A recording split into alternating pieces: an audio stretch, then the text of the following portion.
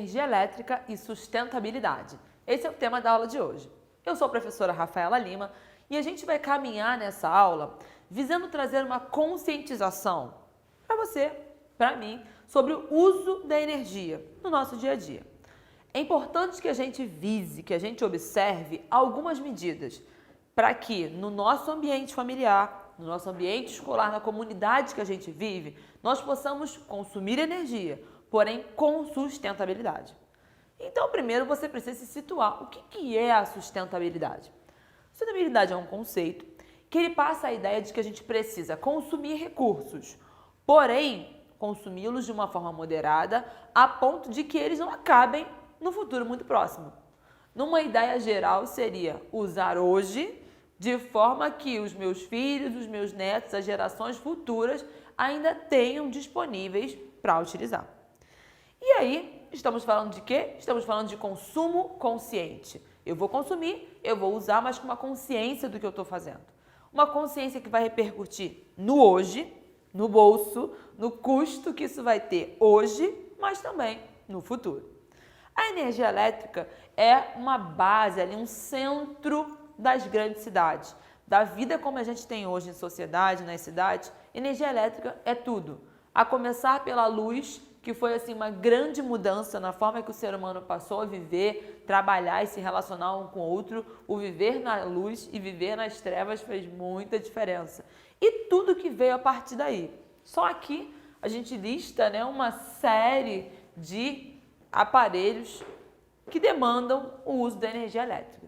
Então, vamos caminhar um pouquinho de que forma que eu posso usar alguns desses recursos, porém de uma forma sustentável, de uma forma consciente, econômica, pensando no hoje, mas também no amanhã. Vamos começar falando de energia solar, de iluminação natural. Quando a gente fala de energia elétrica, você pensa logo em luz. E luz, ela vai vir de algum lugar, né? Eu vou usar essa energia elétrica que tem uma fonte, que pode ser uma fonte renovável ou não. Aqui no Brasil, a maior parte é de uma fonte renovável, energia das hidrelétricas. Porém, isso tem um custo muito direto para a gente. E usar a energia solar, usar a iluminação natural para beneficiar é uma grande jogada. Já a casa estando pronta, um prédio estando pronto, realmente é mais difícil. Mas é algo a se pensar nas novas construções. Uma construção nova, moderna, que pensa na sustentabilidade, ela vai usar bastante a luz natural. Tanto com pequenas aberturas para entrada no meio dos ambientes, janelas diferentes, escolas conseguem fazer muito essa organização. Às vezes um pátio em que vai ter uma cobertura escura, usar uma transparente para que haja entrada da luz. Se eu uso a iluminação natural a meu favor, eu vou economizar. Além disso, no caso das construções, posicionar alguns cômodos em relação ao sol. Aqueles cômodos que passam muitas horas expostos ao sol, geralmente o chamado sol da tarde, são aqueles que vão absorver muito calor. Absorvendo muito calor, eles ficam mais quentes. E aí, no caso, por exemplo, de uma demanda de ar-condicionado, o consumo vai ser maior. Então, usar a energia solar, a iluminação natural ao nosso favor é uma grande jogada. São os projetos para a arquitetura do futuro, sem contar com o uso da energia solar para a produção de energia elétrica. Os painéis fotovoltaicos, que já estão bem mais disponíveis, bem mais acessíveis, o custo não está tão alto e tem sido alternativas para fazer uma parceria entre a energia elétrica vindo das hidrelétricas e usando aí a energia dos painéis solares. Listei aqui 3 itens que são assim clássicos na maioria das casas, especialmente TV e geladeira. Ar-condicionado varia, né, do clima da região. E como é que eu posso fazer esse uso também consciente? TV é muito comum que a gente deixe ligada por muito tempo, ou que a gente deixe sempre com a luzinha acesa. Então é esse uso num período menor. A questão da iluminação, deixar ela sempre ligada, não tem essa demanda, ela pode ser desligada diretamente. Algo que a gente está usando demais e que você pode também dosar a questão da luz, o nível da iluminação dela. Quanto mais iluminação, mais ela vai consumir. Você percebe até que ela fica quente, a TV vai ficando quente. Essa energia está sendo dissipada na forma de calor, ela está perdendo também calor. Isso consome energia. O tipo da TV. Existem TVs mais modernas, as chamadas TVs de LED, que elas, sim, no cálculo isso é visível, que elas consomem menos energia do que algumas mais tradicionais. Falando de geladeira, a geladeira é uma das principais fontes de gasto de energia em casa, até porque ela fica ligada full time, né, todo o tempo. Então a forma que a gente vai usar tanto a questão da frequência das aberturas, quanto não colocar coisas muito quentes na geladeira. Às vezes você, acabei de fazer aqui minha sopa, mas quero guardar logo. Se você tem esse hábito de guardar coisas quentes na geladeira, vai demandar mais dela para absorver, para roubar esse calor. Então ela vai gastar mais energia. Tem pessoas que têm o hábito de secar pequenas peças atrás da geladeira. Na emergência, e bota uma toalhinha, bota uma blusa. Qual o problema?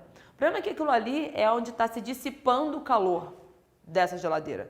E se você ainda coloca mais coisas para secar ali, e tem gente que já tem o hábito, então é uma toalha, é uma meia, é uma blusa, isso sem dúvida nenhuma exige mais dessa geladeira. Então ela vai precisar de mais calor e ela vai gastar mais energia. Você não está fazendo aí um consumo consciente desse aparelho. Então, não é uma boa. Se for a emergência da emergência, uma peça pequena. Agora, a prática de secar coisas atrás da geladeira não é uma boa, definitivamente. E falando de ar-condicionado, que para quem usa, os locais que têm a demanda também trazem um custo bem alto. Porque tanto o ar-condicionado quanto a geladeira, a gente fala que são máquinas térmicas invertidas. Elas vão trabalhar no sentido oposto do natural. O natural para o calor é ir da onde tem mais calor, maior energia, para onde tem menos. Esse é o processo natural da dissipação, da propagação. Os dois vão trabalhar no sentido oposto. Ele está pegando aí do ambiente que está mais frio para jogar para onde está mais quente. Então, o gasto de energia é significativo. Então, tem a jogada do ar-condicionado, tanto de você posicioná-lo na posição superior, ele é mais correto, é ideal em relação a quem coloca aqueles na parte inferior do cômodo, do ambiente. Por quê? É só você lembrar aí da convecção. A convecção é uma das formas de propagação de energia e nos fluidos, no ar, na água, vai acontecer assim. Então, a tendência para as coisas fluírem bem, o natural, vai ser justamente o frio descer e o quente subir, o frio descer e o quente subir. Então, se esse ar-condicionado está na posição superior, já vai aí otimizar o resfriamento do ambiente. E aí, aquela jogada da posição da parede. Se não tiver jeito, é óbvio, vai ter que ser aquela parede. Mas se você conseguir fazer essa escolha, colocar o ar-condicionado na parede que passou pelo sol o dia inteiro, o sol da tarde absorveu muito calor e ele também exposto a esse calor, o consumo de energia vai ser maior. Então você vê que são pequenas coisas, mas que a gente consegue otimizar esse uso da energia na nossa casa. Avançando um pouquinho mais, eu dei um alerta aqui, conscientização.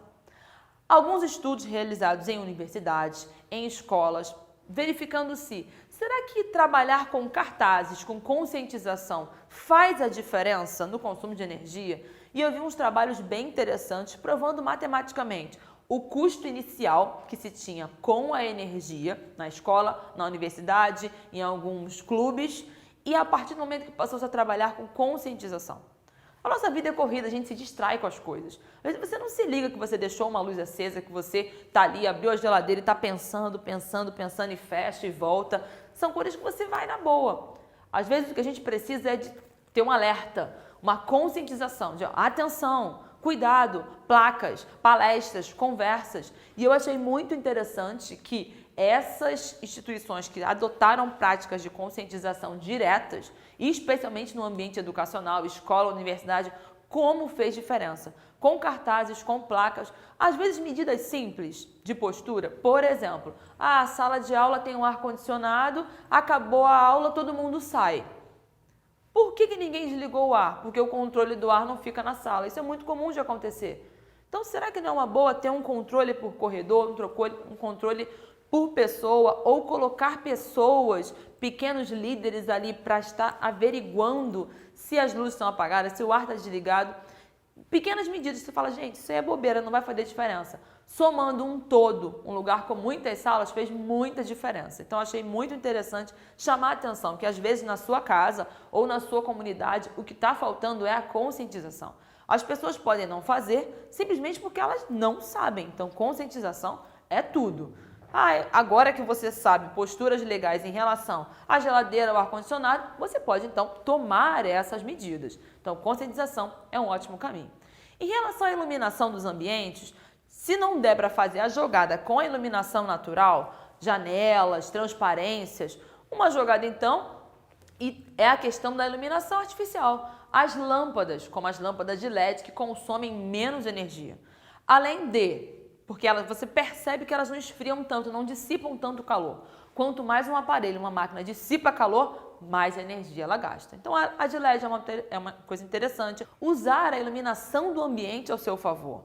O tipo, a cor da tinta que você vai usar. Você pode estar querendo usar uma parede maravilhosa, super escura, só que a refletância dela é péssima. Então uma jogada é você usar justamente um jogo de posição de luz, de reflexo, para que você gaste menos energia.